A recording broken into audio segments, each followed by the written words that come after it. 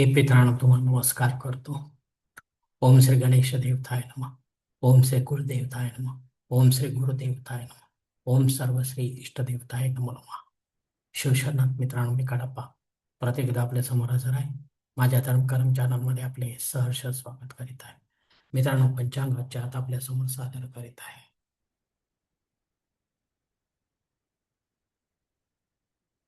मित्रांनो, आज सोमवार दिनांक 11 मे 2026, शालिवान शके 1948, संवत्सर पराभव, अयन उत्तर, ऋतू ग्रीष्म, मास वैशाख, पक्ष कृष्ण.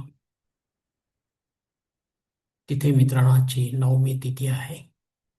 दुपारी 3:45 दशमी तिथीला सुरुवात होईल. वार सोमवार आहे. नक्षत्र मित्रांनो शततारका नक्षत्र आहे. मध्यरात्री 1:29 पूर्वा भाद्रपदा नक्षत्राला सुरुवात होईल. योग मित्रांनो इंद्र योग आहे. मध्यरात्री 1:04 वैधृत्री योगाला सुरुवात होईल. करण मित्रांनो करजकरण आहे. दुपारी 3:25 वनिजकरणाला सुरुवात होईल आणि उत्तर रात्री 3:15 विष्टीकरणाला सुरुवात होईल. मित्रांनो, प्रमुख ग्रहांची राशी स्थिती पहाटे 5:30 वाजता अशी असणार आहे. सूर्य मेष राशीत असेल, चंद्र कुंभ राशीत, गुरु मिथुन राशीत, शनिदेव मीन राशीत असणार आहे. मित्रांनो, सध्या चंद्र राशीनुसार कुंभ, मीन व मेष या 3 राशींना 7.5 सुरू आहे.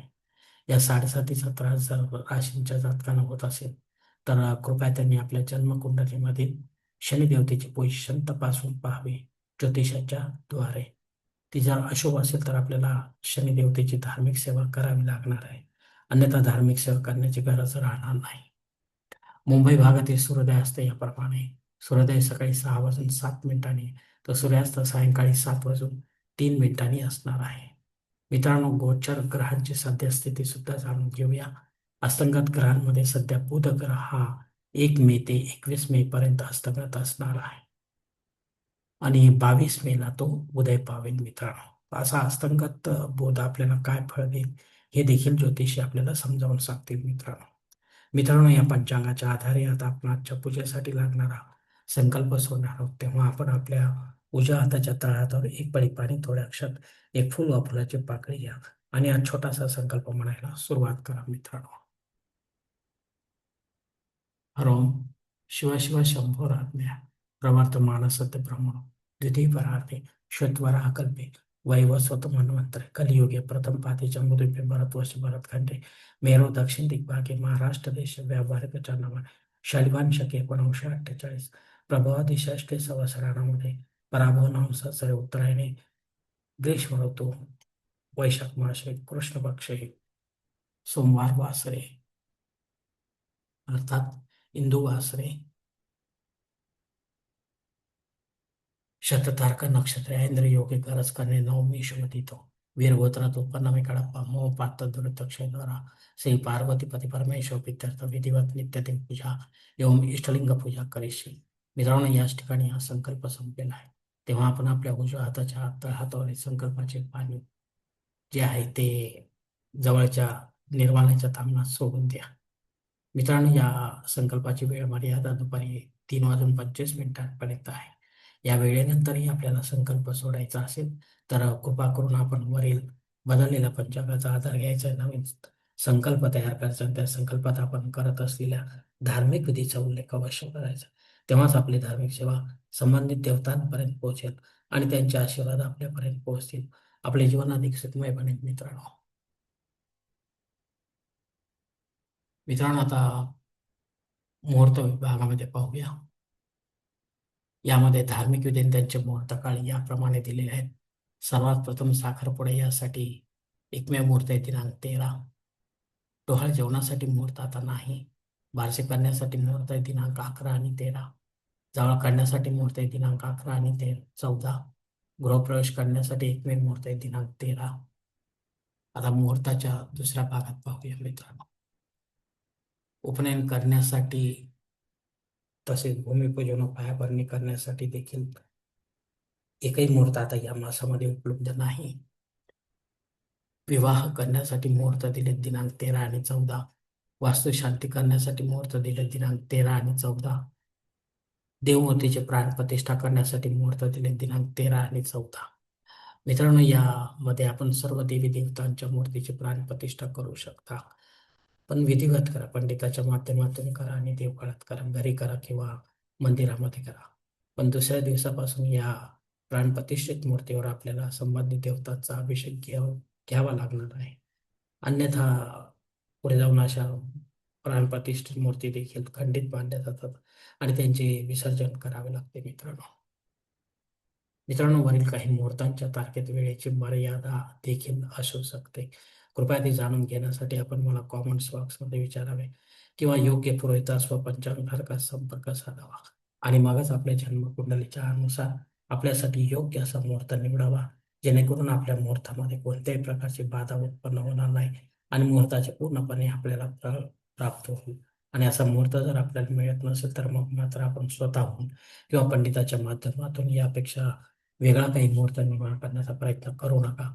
कारण मुळात तो मुहूर्तच नसल्यामुळे त्याचा आपल्याला काही एक उपयोग होणार नाही मित्रांनो.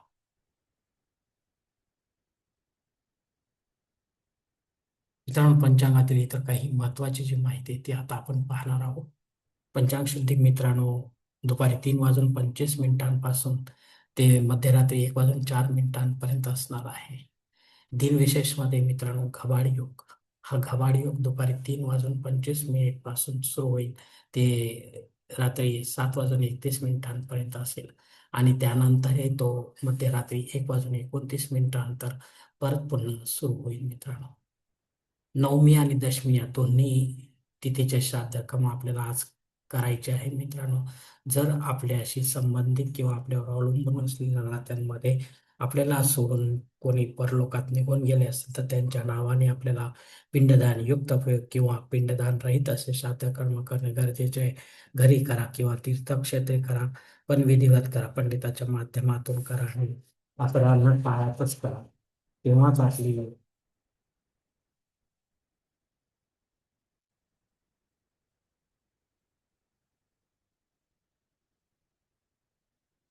तेव्हाच आपली ही पितळ सेवा ही आपल्या पितरांपर्यंत पोहोचेल आणि त्यांचे आशीर्वाद आपल्यापर्यंत पोहोचेल. आपले जीवन अधिक सुखमय बनेल मित्रांनो. मित्रांनो, रात्री 3:15 भद्रायुगाला सुरुवात होत आहे. हा भद्रायुग राहूच्या अंडर असल्यामुळे तो आपल्या कामांमध्ये अडथळे निर्माण करणार. तेव्हा रेग्युलर कामेच करा. या वेळेमध्ये महत्वाची किंवा विशेष कामे कराल तर त्यात अपयश येण्याची शक्यता राहील. अग्नी पृथ्वीवर हजर आहे, त्यामुळे आपल्याला नव्याने काही होम यज्ञ कर्मकांड सुरू करायचे असेल तर आपण अवश्य सुरू करू शकता.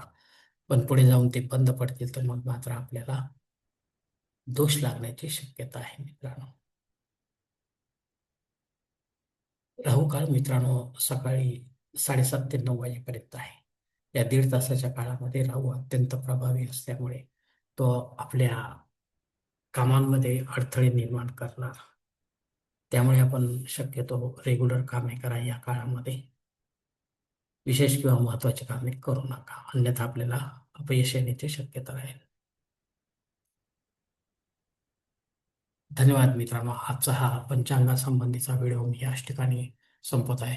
आपण जर माझ्या मताशी सहमत असाल तर कृपया माझे धर्मकरम चॅनल सबस्क्राईब करा, लाईक करा, आपले कुटुंब व मित्रपरिवारासह शेअर करा. तसेच कॉमेंट्स बॉक्समध्ये आपले मत अवश्य नोंदवा आणि माझा पुढील व्हिडिओ आपल्यापर्यंत पोहोचण्यासाठी बेल बटन अवश्य दाबा. धन्यवाद मित्रांनो. पुढील भेटीपर्यंत आपण खुश राहा, आनंदी राहा, प्रसन्न राहा. हरिओम. शिवशंभो महादेव.